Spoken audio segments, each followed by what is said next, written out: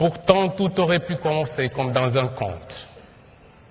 Il était une fois un beau navire qui desservait la liaison maritime entre Dakar, capitale du Sénégal, et Ziguinchor, plus au sud, dans la verte Casamance. Le Joola, tel était le nom de ce navire, c'était aussi toute une ambiance.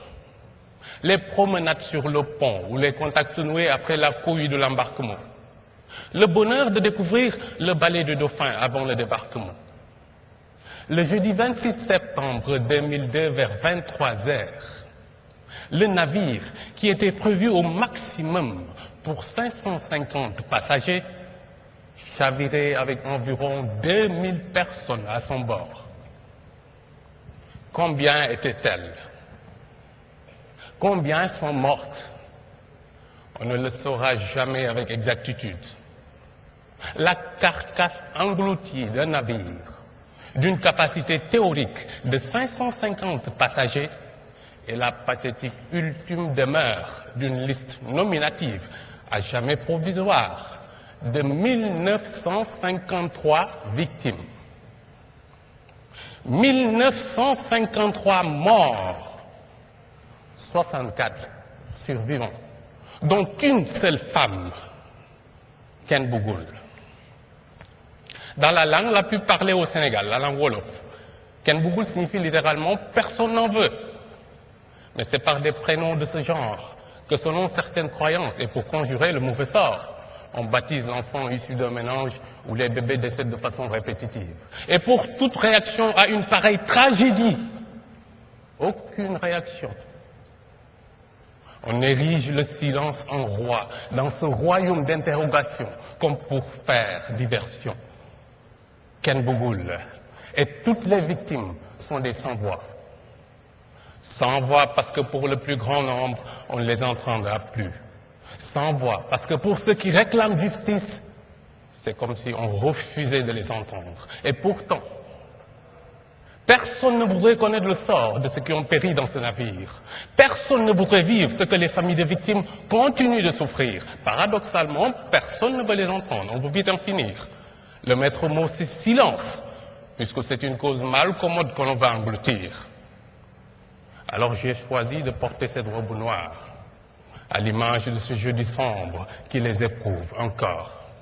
Noir comme le dédale de ces procédures ténébreuses qui inspirent une mise à mort. Noir comme ce mépris inacceptable qu'on leur repose à tort. Noir comme cette injustice monstrueuse qui ne sera pas sans remords. Avec ma robe, je serai la bouche de ceux qui n'ont point de bouche comme le fut Césaire. Je vais hurler pour que nul n'en ignore si c'est encore nécessaire et plaider en ces lieux la violation des droits de l'homme comme il en est le sanctuaire. Âme sensible et prise de justice, est-il permis de se taire? Devant une concession dont les murs réclament désespérément une couche de peinture, je vais à la rencontre de Ken Bougoul, la seule femme rescapée du drame. Poules, pintades et canards égayent paradoxalement le décor d'une maison dont l'atmosphère rappelle celle d'un lieu de recueillement. Avec une voix faible, mon interlocutrice me confie. Les choses se sont passées avec une rapidité telle que personne n'a compris. Le ciel était tout noir et il pleuvait faiblement. Ceux qui étaient sur le pont avaient commencé à regagner les cabines. Brusquement, un violent mouvement du bateau. Les lampes s'éteignent et on sentait l'eau envahir le navire progressivement sous les cris des passagers terrorisés dans le noir et qui ne comprenaient rien de ce qui se passait. Les passagers n'avaient donc rien compris, mais le comble, c'est que leurs familles cherchent toujours à comprendre, mais on ne veut pas leur expliquer, ni même les entendre. Et pourtant, Dieu sait qu'elles ont des choses à dire. Pourquoi a-t-on remis en mer un navire coutumier des incidents récurrents et immobilisé pendant près d'un an? Pourquoi a-t-on entassé autant de personnes dans un navire dont un des moteurs avait été rafistolé pendant que l'autre était en rodage? Pourquoi l'alerte n'a-t-elle été déclenchée qu'à 8 heures du matin pour un naufrage intervenu à 23 heures la veille? Pourquoi aucun appel de détresse n'a-t-il été reçu pour toute réponse? Un silence assourdissant alors que le naufrage continue jusqu'à ce jour à éprouver rescapés et familles de victimes. 1953 morts, 64 survivants. Et on fait comme si tout allait bien. Ken Bougoul se souvient. J'avais déjà une certaine expérience de la mer. Je partais à la pêche en pirogue dès mon jeune âge et c'est peut-être ce qui m'a permis de pouvoir remonter à la surface. L'eau de mer était fortement mélangée au gasoil qui déferlait du navire et j'en ai beaucoup avalé. Ken Bougoul était enceinte de 4 mois au moment du naufrage. L'eau de mer, fortement mélangée au gasoil, fut son unique breuvage. Elle a accouché d'une fille surnommée Bébé Diola. Mais le bonheur de cette naissance n'a jamais illuminé son existence, qui tangue vertigineusement entre bâbord et tribord. Bébé Diola est malade et sa mère, sans ressources, ne peut lui offrir le luxe d'un médecin. Les droits des enfants et le droit à la santé peuvent attendre d'autres lendemains. Pour l'heure, la priorité de Ken Bougoul réside dans l'équation du prochain repas. Avec 8 enfants à charge, il faut vite aviser ou les voir passer de vie à trépas. Et pourtant, l'article 25 de la Déclaration universelle des droits de l'homme proclame généreusement: toute personne a droit à un niveau de vie suffisant pour assurer sa santé, son bien-être et ceux de sa famille, notamment pour l'alimentation, l'habillement, le logement, les soins médicaux, ainsi que les services sociaux nécessaires.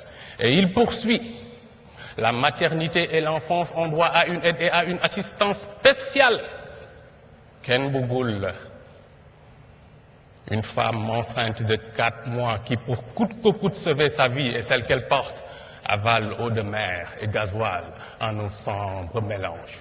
Ken Bougoul, une mère indigente et malade, avec à son chevet son enfant de 6 ans, malade également, mais sans aucune forme d'assistance. Et pourtant, la Constitution de l'Organisation mondiale de la santé, adoptée en 1946, proclame: la possession du meilleur état de santé qu'il est capable d'atteindre constitue l'un des droits fondamentaux de tout être humain, quelle que soit sa race, sa religion, ses opinions politiques, sa condition économique ou sociale. À quand le respect des droits reconnus à la maternité, à l'enfance, à la santé? L'État sénégalais a commencé par une cargaison de promesses dans le navire d'amertume des familles de victimes voguant vers le port de l'Espérance. À l'arrivée, c'est un conglomérat d'avaries impropres à la consommation. Les fruits n'ont pas tenu la promesse des fleurs. Pas de renflouement du navire pour permettre aux familles de faire leur deuil. Pas d'association de familles de victimes. Le ministre de l'Intérieur ayant dissous l'association sans aucune forme d'explication. Pas de musée du souvenir comme promis, puisque le site précédemment retenu est affecté à autre chose. Et comme si tout ceci ne suffisait pas, pas de justice.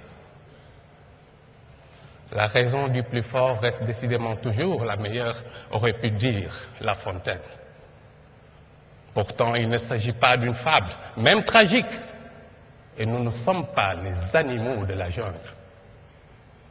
C'est la dignité humaine qui est menée à l'autel du sacrifice par d'autres humains. Le crime qui ne peut être absous est celui d'être victime du mauvais sort. Le président Winston Churchill disait: en temps de guerre, la vérité est tellement précieuse qu'elle est escortée par un tas de mensonges. Le fait que ce navire était géré par des militaires permet-il de penser que nous serions en perpétuel temps de guerre? Le 16 mars 1978, au large de Port-Salle, l'Amoco Cadiz, pétrolier battant pavillon libérien, s'était échoué. Conséquence judiciaire, 14 ans de procès. Le 12 décembre 1999, le pétrolier Erika sombrait dans le Finistère alors qu'il transportait une cargaison d'hydrocarbures. Conséquence judiciaire, jusqu'à ce jour, le procès est en cours. Le 26 septembre 2002 au Sénégal, le naufrage du Joola faisait plus de morts que le Titanic, 1953 morts, 64 rescapés. Conséquences judiciaires, classement sans suite pour les hydrocarbures.